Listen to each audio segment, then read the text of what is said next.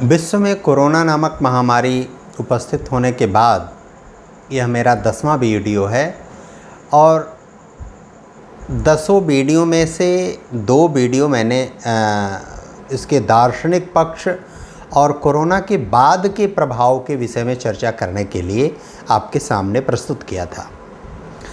7 video मैंने इसके व्यावहारिक पक्ष और वर्तमान परिदृश्य और बीते हुए समय की परिस्थिति के बारे में आपसे निवेदन किया था। आज मैं अपने दार्शनिक पक्ष को लेकर तीसरे वीडियो में आपके समक्ष कुछ बातों का और मैं निवेदन करना चाहता हूँ। पहली बात तो ये कि जिसके पास विद्या, ज्ञान और विज्ञान की समझ नहीं है वो विचारक, चिंतक, दार्शनिक नहीं है।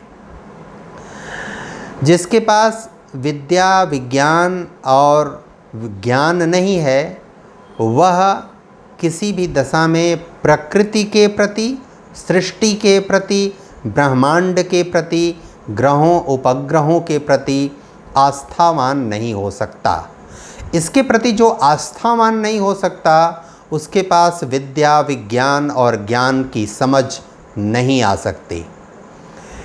इनके निर्माण करने वाले, पृथ्वी का निर्माण करने वाले, ग्रहों, उपग्रहों, सृष्टि, ब्रह्मांड, प्रकृति को निर्माण करने वाले, इनका संचालन करने वाले, इनको बनाने वाले के विषय में जिनकी आस्था और श्रद्धा नहीं है वह विद्यावान, वह विज्ञानवान और वह ज्ञानवान नहीं हो सकता। यह बात तय है। एक दूसरी बात, विद्यावान होने के लिए व्यक्ति को विवेकवान और बुद्धिवान होना भी बहुत आवश्यक होता है। विवेक भी व्यक्ति के अंदर उसी आस्था के कारण उत्पन्न होता है, पैदा होता है। वह समझ भी उसको उसी के कारण आती है। दुनिया में वर्तमान समय में और आने वाले समय में जो भी समस्याएं, बड़ी समस्या, विपदा, आपदा, संकट खड़ा हुआ है वह केवल और केवल इसी कारण खड़ा हुआ है कि दुनिया ने अज्ञानियों को, अविज्ञानियों को, अविद्या वालों को दार्शनिक, वैज्ञानिक, विचारक और चिंतक समझने की भूल की, उनका अनुसरण किया, उनके इशारे पर, उनके बताए मार्ग पर अनावश्यक रूप से और गलत तरीके से चलने के लिए प्रवृत्त हुए और उद्यत हुए। एक बात बहुत स्पष्ट है, जो विद्यावान होगा, विज्ञानवान होगा, ज्ञानवान होगा वह कभी भी डिस्ट्रक्टिव, प्रतिक्रियावादी नहीं होगा। वह संघर्ष को कभी प्रश्रय नहीं देगा। वह हमेशा सहयोग को प्रश्रय देगा। वो हमेशा निर्माण को, सृजनशीलता को प्रश्रय देगा। वो भरसक और पूरी कोशिश करके, पूरा यत्न पूर्वक वो संघर्ष को, वह प्रतिक्रिया को, वह युद्ध को, वह विनाश को टालने का प्रयत्न करेगा। यह बात पूरी तरह स्पष्ट और तय है। इसमें किसी को कोई दो मत हो ही नहीं सकता। व्यावहारिक धरातल पर आप इसको गंभीरतापूर्वक, गहनतापूर्वक विचार करके देख लीजिए। ऐसे आधे से अधिक लोगों को जो वास्तव में विचारक, चिंतक, दार्शनिक कहलाने लायक नहीं थे और स्वयंभू तरीके से मैनेज करके, प्रायोजित तरीके से उनको दार्शनिक, विचारक, चिंतक मान लिया गया और दुनिया ने उनका अनुसरण किया, उनके द्वारा बताए गए मार्ग पर चलने लगी, जिसके कारण ये संकट और विडंबना खड़ी हुई। ऐसे सभी लोगों के कारण जो संकट और समस्या खड़ी हुई है वे सभी लोग समस्याओं का समाधान नहीं कर सकते, बल्कि गलत और अपात्र, अयोग्य व्यक्ति को जब कोई प्रतिष्ठा प्राप्त होती है तो वह उस प्रतिष्ठा का दुरुपयोग करता है। वह दुरुपयोग इस अर्थ में करता है कि उसका मनोविज्ञान दिग्भ्रमित होता है, गलत दिशा में जाता है। और वह जब गलत दिशा में जाता है तो वह अपने दंभ में, अहंकार में, मद में चूर होता है। उसकी पात्रता, पाए हुए तत्व पदार्थ वस्तु, चाहे वो सूक्ष्म हो या स्थूल हो, को संरक्षित करने, बचा पाने, उसका वहन करने की जब सामर्थ्य नहीं होती है व्यक्ति के अंदर, तो उसके अंदर इस प्रकार के मनोविकार उत्पन्न होते हैं। जैसे रावण के अंदर सामर्थ्य और शक्ति उसको प्राप्त हुई, और जो सामर्थ्य और शक्ति प्राप्त हुई उसको धारणीय क्षमता उसके अंदर नहीं थी, वह धारण करने का पात्र नहीं था, योग्यताधारी नहीं था, उसको वो शक्ति प्राप्त होनी नहीं चाहिए थी। इसके नाते उसका उसने दुरुपयोग करना आरंभ किया, और वह जो दुरुपयोग करना आरंभ किया, और उस दुरुपयोग के कारण जब किसी ने उसको चेताया, किसी ने बताया, किसी ने उसको संकेत किया कि इस मार्ग पर न चलो, तब उसका दंभ, उसका अहंकार, उसका जो क्या कहते हैं, उसके अंदर जो ज्वाला थी अपात्रता की, अयोग्यता की, वह ज्वाला धधक जाती थी, उद्वेलित हो जाती। दुनिया में ऐसे लोगों के साथ ये चीज़ें बहुत ज़्यादा हुई हैं, और ऐसे लोग जब प्रतिष्ठा प्राप्त कर लेते हैं तो वे अपने दंभ को, अपने अहंकार को, अपने अभिमान को एक नकली, झूठा और आडंबरपूर्ण जामा पहनाकर उसको सही और अच्छा सिद्ध करने का प्रयत्न करते हैं। वो प्रयत्न शाब्दिक प्रयत्न के माध्यम से प्रस्फुटित होता है, जिसको कहते हैं ये मेरा स्वाभिमान है। अब मैं दो शब्द, दो वाक्य आपके सामने रखता हूं। यदि राम कहते हैं कि यह मेरे स्वाभिमान के विरुद्ध है, और रावण भी एक तरफ कहता है कि यह मेरे स्वाभिमान के विरुद्ध है, इन दोनों व्यक्तियों के संदर्भ में उस स्वाभिमान को आप कैसे जस्टिफाई करेंगे, उसको कैसे प्रमाणित करेंगे, उसको कैसे बताएंगे कि स्वाभिमान का उपयोग दोनों के लिए ठीक है? जब कंस स्वाभिमान का उपयोग करता है, जब वासुदेव या श्री कृष्ण स्वाभिमान का उपयोग करते हैं, जब दुर्योधन या दुशासन स्वाभिमान शब्द का उपयोग करता है, और जब अर्जुन युधिष्ठिर स्वाभिमान का उपयोग करते हैं, तो उसका भेद स्पष्ट करने की आवश्यकता नहीं होती। वहाँ व्यक्ति को उस शब्द के उचित और अनुचित प्रयोग को समझने की जरूरत होती है। हमेशा श्रेष्ठ व्यवहार और कर्तव्य में व्यक्ति का अभिमान, स्वाभिमान, अहंकार और दंभ, इसके लिए कहीं कोई स्थान नहीं होता। सच्चा योग्यताधारी, सच्चा जिसके अंदर विद्या, ज्ञान और विज्ञान की समझ होगी, वो अहंकार से, वो अभिमान से, वो स्वाभिमान से, वो दंभ से पूरी तरह च्युत होगा, परे होगा, मुक्त होगा, उससे दूर दूर तक उसका कोई संबंध नहीं होगा।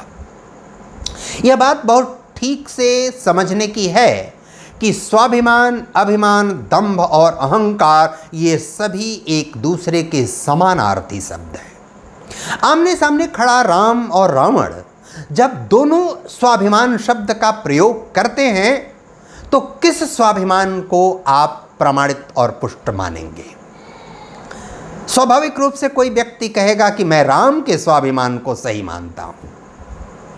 इसका मतलब है कि उस स्वाभिमान शब्द का रावण ने गलत उपयोग किया है। यदि कोई व्यक्ति रावण के विषय का बहुत आग्रही हो, तो वो कहेगा कि रावण का स्वाभिमान ठीक है। इसका अर्थ यह भी हुआ कि राम ने स्वाभिमान शब्द का गलत उपयोग किया है। इसलिए जो श्रेष्ठ होता है, जो मर्यादित होता है, जो विद्यामान होता है, गुणवान होता है, जो ज्ञानवान होता है, उसका हमेशा सम्मान होता है, उसकी हमेशा प्रतिष्ठा होती है, और वह अपनी प्रतिष्ठा से समझौता नहीं करता, वह अपने सम्मान से समझौता नहीं करता। कैसे नहीं करता? क्योंकि जो सम्मान और प्रतिष्ठा उसको प्राप्त है, वह सम्मान और प्रतिष्ठा उसके स्वयं के द्वारा ओढ़ी हुई, प्राप्त की हुई, स्वयं के द्वारा अपने ऊपर लादी हुई प्रतिष्ठा या सम्मान नहीं होता। वह लोक के द्वारा, वह समाज के द्वारा, वह राष्ट्र के द्वारा, वह देश के द्वारा उसको दिया गया सम्मान या प्रतिष्ठा होती है। स्वाभिमान व्यक्ति स्वयं से ओढ़ता है, अपने ऊपर स्वयं से लाद लेता है, स्वयं से उसका स्वयंभू अधिकारी अपने आप को मानने लगता है। लेकिन प्रतिष्ठा के लिए व्यक्ति स्वयं से आग्रह नहीं कर सकता, सम्मान के लिए व्यक्ति स्वयं से आग्रह नहीं कर सकता। सम्मान वाला व्यक्ति, प्रतिष्ठा वाला व्यक्ति हमेशा जब उसका छोटा, चाहे वो वय में छोटा हो, ज्ञान में छोटा हो, पद में छोटा हो, जब उसके सामने नतमस्तक होता है, जब झुकता है, जब उसका दंडवत करता है, जब साष्टांग दंडवत करता है, जब प्रणाम करता है, जब नमस्कार करता है, तो वह अपने आप को छोटा महसूस नहीं करता और बड़ा उसको छोटा महसूस होने वाला नहीं देता। बड़ा हमेशा ये मानता है कि यह छोटा नहीं है, बल्कि इसके छोटेपन के कारण, इसके द्वारा दिए गए सम्मान से मैं बड़ा हुआ हूँ। यह और ऐसे लोग जब मुझे देंगे सम्मान तो ही मैं बड़ा कहलाऊंगा, अन्यथा मैं बड़ा नहीं कहलाऊंगा। वह उसका उपकार अपने ऊपर मानता है बड़ा। राम सुग्रीव का, राम नल नील का, राम अंगद का, राम हनुमान का और राम अपने सभी छोटों का उपकार मानते थे अपने ऊपर। राम उनकी कुशलता और योग्यता से अभिभूत होते थे, प्रसन्न होते थे। और इस नाते व्यक्ति को शब्दों के गलत प्रयोग से हमेशा बचना चाहिए और दर्शन के मर्म को और मनोविज्ञान के मर्म को ठीक प्रकार से समझना चाहिए। इसके न समझने के कारण विवेक और बुद्धि के जो सूक्ष्म तत्व और अवयव हैं, उनके गलत प्रयोग के कारण, उनके गलत दिशा में जाने के कारण, गलत लोगों को उस दृष्टि से प्रश्रय देने के कारण समाज में अनेक प्रकार की विसंगति, विडंबना और समस्याएं खड़ी हुई हैं। वो चाहे समाज में एक छोटे से गांव में, छोटे से परिवार में घटित कोई घटना हो, अथवा प्रथम या द्वितीय विश्व युद्ध हो दुनिया में, या आकाश गंगाओं की आपस में टकरा जाने की कोई घटना हो, मिल्की वे के आपस में टकरा जाने की घटना हो, सौर मंडलों के आपस में गलत ट्रैक पकड़ लेने की चाहे क्यों न घटना हो जाए, यह घटना नहीं होती। इसलिए नहीं होती क्योंकि प्रकृति की व्यवस्था, प्रकृति का संविधान, प्रकृति के तत्व इतने सुसज्जित, इतने व्यवस्थित तरीके से संचालित हैं कि वहाँ इस तरह की विसंगति के लिए कोई अवसर नहीं है। सब जानते हैं, विज्ञान की सामान्य समझ रखने वाले लोग भी जानते होंगे कि यह ब्रह्मांड या कॉस्मॉस या यूनिवर्स या सृष्टि, यह असंख्य आकाश गंगाओं या गैलेक्सीज या मिल्की वे में विभक्त है। असंख्य संख्या में आकाश गंगाएं इस सृष्टि में, इस ब्रह्मांड में विचरण कर रही हैं और करोड़ों प्रकाश वर्ष की अधिक गति से संचालित होती हैं, गतिमान है, चलती रहती है। उसमें से किसी एक आकाश गंगा का एक सूक्ष्मतम हिस्सा है हमारा सौर मंडल। एक आकाश गंगा में असंख्य सौर मंडल प्रकाश वर्ष से भी अधिक तीव्र गति से भ्रमण करते हैं, चलते रहते हैं, अपनी परिधि, अपनी कक्षा, अपने मार्ग में गमन करते रहते हैं। उनका टकराहट नहीं होता, संघर्ष नहीं होता, कहीं भी टकराते नहीं एक दूसरे से। और इसी तरह से एक सौर मंडल में पाए जाने वाले विभिन्न प्रकार के ग्रह और उपग्रह भी अपनी गति, अपनी कक्षा में परिक्रमण और परिभ्रमण गति करते रहते हैं। उनके बीच भी अभी तक कोई बड़ी विसंगति, कोई समस्या, कोई संकट नहीं खड़ा हुआ है और इसलिए सृष्टि संचालित हो रही, सृष्टि चल रही है। इन सब के बीच का जो सूत्र तत्व है, अदृश्य सूक्ष्म तत्व है, वेद है, उसकी समझ, उसमें से किसी एक अंश की समझ जिसके अंदर होती है वो विद्यमान कहलाता है। उसके रहस्य, उसके नियम को एक को किसी को समझ आ गई तो वो आता है उसके अंदर। लेकिन इन बातों और विषयों के प्रति श्रद्धा, आस्था अगर नहीं है, श्रद्धा और आस्था हमेशा अप्रश्नवाची होते हैं, बात ध्यान में रखना चाहिए। विज्ञान की समझ होने का अर्थ नहीं है कि आप प्रत्येक बात में प्रश्न पूछें। विज्ञान की समझ होने का मतलब है कि वह विज्ञान की जिसके अंतस में समझ है, उसके अंतस में ही वही प्रश्न उपजेगा जिस प्रश्न को प्रकृति, नियति, सृष्टि श्रेष्ठ और उचित मानती है। बच्चा जैसे अपने माँ से यह प्रश्न नहीं करता कि माँ अमुक व्यक्ति ही मेरे पिता क्यों और कैसे हैं। बच्चा यह माँ से प्रश्न जरूर कर सकता है कि पिताजी घर कब लौटेंगे। इसलिए प्रकृति की ममता, प्रकृति की श्रेष्ठता, प्रकृति अभी जितनी सृष्टि में, दुनिया में, पृथ्वी पर, इस ग्रह पर जितनी जनसंख्या है उससे अधिक का भरण पोषण की क्षमता है प्रकृति में। वस्तुओं और सेवाओं, पदार्थों का ठीक ठीक वितरण और ठीक ठीक एक स्थान से दूसरे स्थान पर वो चीज़ें नहीं पहुंच पाएं, ये बात अलग है। लेकिन प्रकृति की इतनी सामर्थ्य है, वो सामर्थ्य आपके संरक्षण भर का पर्याप्त है। प्रकृति के पास आपकी आने वाली पीढ़ी की प्रकृति आपकी आने वाली पीढ़ी के लिए पर्याप्त है।